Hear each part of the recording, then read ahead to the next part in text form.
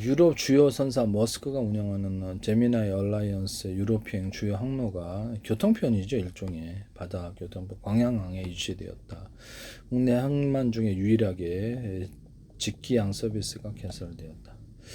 5위 하팡로이드가 구성한 제2선사 머스크와 제미나이 얼라이언스 유럽행 메인 항로가 2025년 9월에 광양항에 포함되어서 13,000TU급 선박이 기항하게 되었다. 제미나이 얼라이언스 유럽 직기항 유럽으로 곧바로 간다는 이전까지 말레이시아 환적항을 거쳐야 했던 유럽 지중해 노선이 광양야의 직기항 내 국내 화주들의 물류 효율성이 높아질 것으로 예상된다 이렇게 나와 있습니다. 그래서 유럽 쪽으로 곧바로 왔다 갔다 하는 그래서 속도가 좀 빨라지겠죠.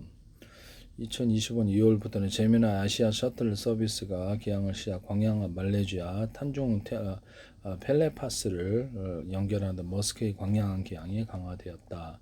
글로벌 노선 확대 머스크와 하팡로이드는 유럽 노선 외에도 중남미, 아프리카, 동남아 다양한 노선을 운영 중이다. 그래서 광양항이 태평양과 대서양을 잇는 글로벌 물류 거점으로서 입지를 강화하게 되었다. 이렇게 나와 있습니다. 부산항과 인천항에 집중되어 있는 것이 유사시에 문제가 됐을 때 꽉 막히면 이게 문제가 되어서 그래서 뭐 이렇게 우리나라 항구가 강릉 강원도 쪽도 있고 남해 쪽도 있고 그런데요. 광양 쪽도 있고 평택 당진항도 있고 뭐 다양하게 많은데요. 인천항도 있고 부산항도 있는데 이거를 이렇게 큰 배도 들어올 수 있도록 이렇게 확장을 해가지고 하면 이게 굉장히 이게 좋지 않을까라고 생각합니다. 그래서 지금 부산항에 유사시에 꽉 막혀서 못 움직인다는 거죠. 미국 어떤 주한미군 이런 기지들도 그래서 광양 평택항으로 부산항을 통해서 물류가 보통 들어오고 있는데 그래서 항만 적체 통과하는데도 지금 시간이 너무 걸리고 그래서 90에서 100%에 달하는 포화 상태가 있고요. 코로나 사태로 발생한 이렇게 물류 대란으로 극심한 컨테이너 적체 하약 지연을 겪었다. 미국도 이거 필요한데요. 미국도 여러 항을 개발해서 한 군데 막히면 다른 데가 우회가 돼야 되는데 그래서 선박 대기 시간이 최장 6일 이상 소요됐다. 그래서 바다에서 쓸데없이 6일 이상 떠 있는 건데요. 임시 장치장 마련과 컨테이너 반입 기간 단축을 통해서 대응하고 있다. 물류 우리나라 지금 수출이 굉장히 잘 되고 물류가 이렇게 많아지고 있는데요. 대응책은 컨테이너 반입을 제한한다 이렇게 나와 있는데요. 부산 신항미 북항에 임시 장치장 마련 이렇게 항만 적체 해소를 위해서 장치 기한 10일 이내 반출 추진 현용 효율이라 어쩌고 저쩌고 북극 항로 개척과 스마트 항만 구축을 통한 세계 2위 환적 항만 위상 유지 이렇게 나와 있는데요. 인천항도 마찬가지인데 인천항의 항만 적체 부분도 극심한 항만 적체를 겪었지만 이게 물동량 증가세 둔화 선박 기항 횟수 회복으로 완화되었다.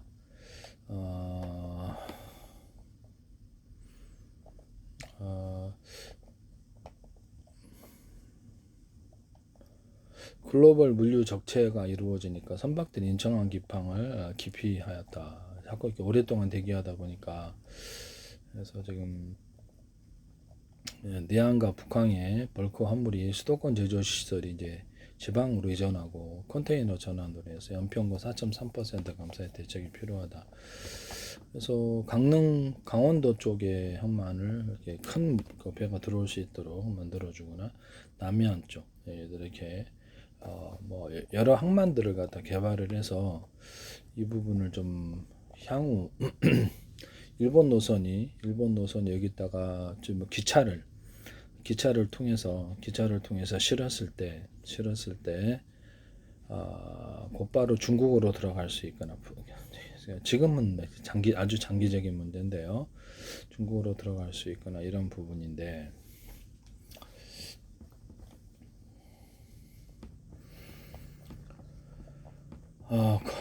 지금 제주도에 지금 컨테이너 항이 개발이 됐는데 이 부분에 육지하고 제주도하고 좀 차별화되어서 통관 전체를 간편화시키고, 그래서 이렇게 빨리 이게 대응을 하도록 하면은, 일단 물동량이 별로 없지 않습니까? 그래서 빨리빨리 출발하거나 통관을 좀 빨리빨리 해가지고, 중국도 가고 중국도 가고 뭐 다양한 데 다, 대만도 갈 수 있고요. 대만도 갈 수 있고, 여기서 아시아 쪽도 갈 수 있고 이렇게 되는데요.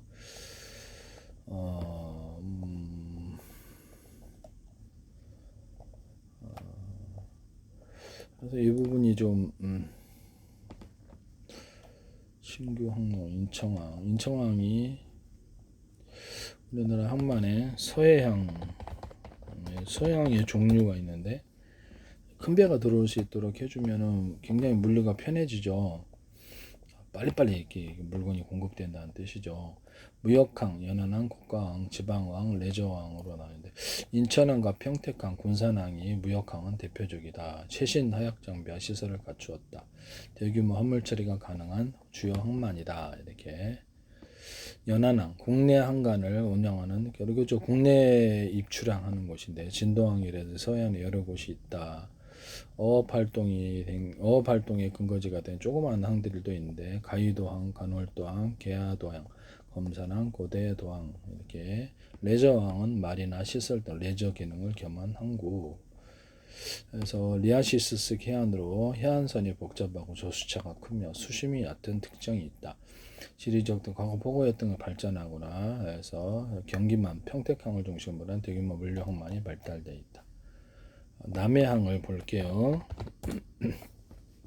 남해항이 어업활동의 거점이 되는 어항과 해양관광, 레저를 겸하는 항구로 나뉜다.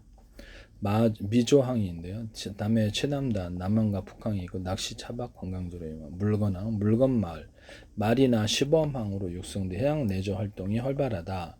원천항, 봄철, 활어, 털개, 해삼들이 많이 있고 어촌 생활의 터전이.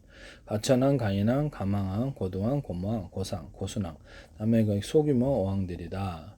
이 부분 중에서 남해 쪽엔 수심이 좀 어느 정도 되지 않나요?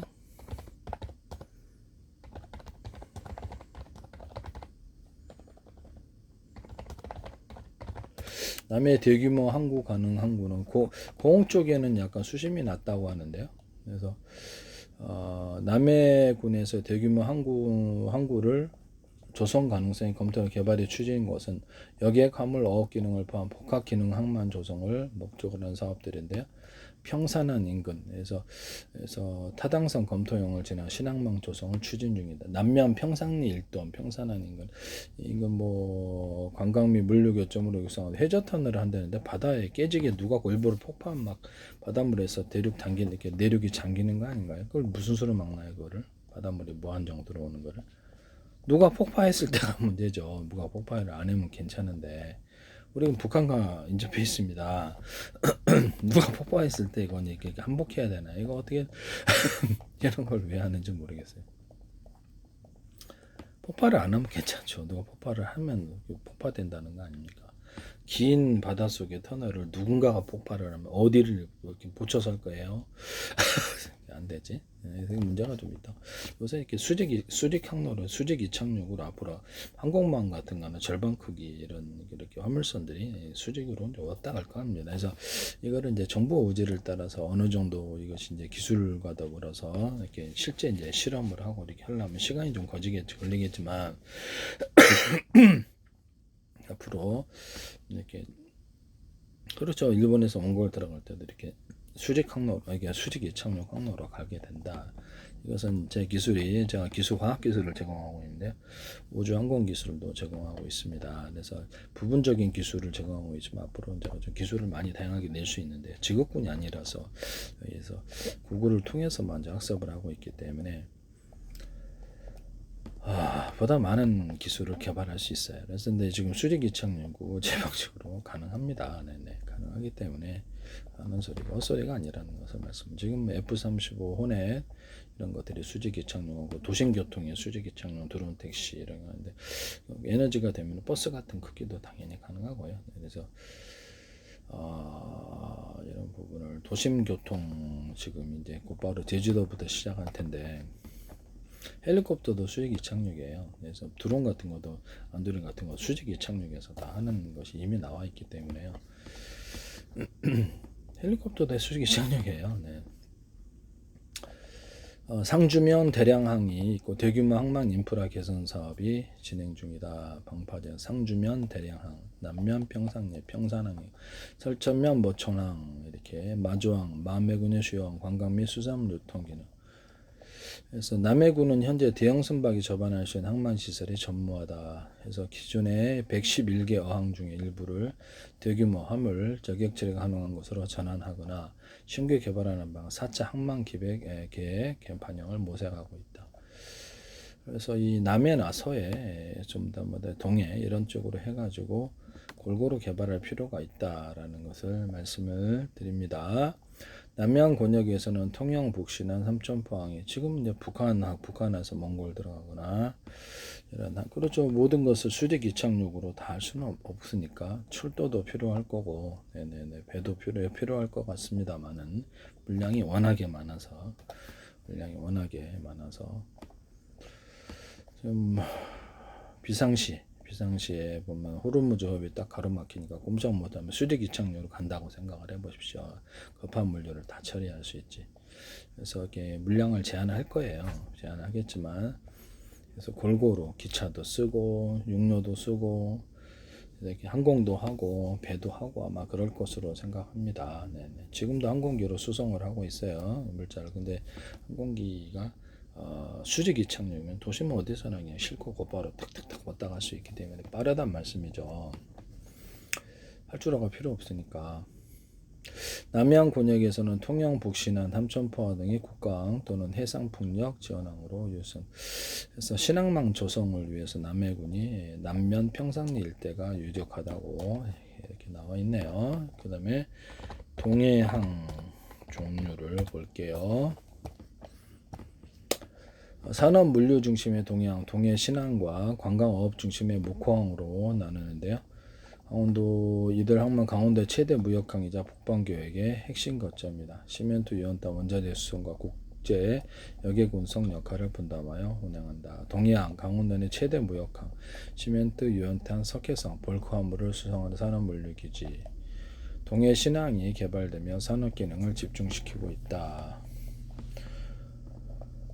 북호항 무연탄 수송 항구였지만 현재는 재개발을 통해 관광 항만 기능을 강화하겠다. 여객선 터미널에 국제 여객선이 취항하며 주변 관광지 연결된 체류용 테마 관광시설의 조성 중. 동해항 국제 여객 터미널 러시아, 일본 등 북방 항로를 운항한 국제 여객선이 떠난 터미널 향후 목항으로 기능 이전이 확장이 계획되어 있다.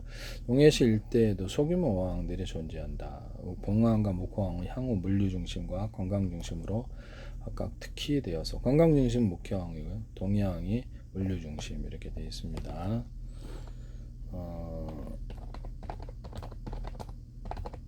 부산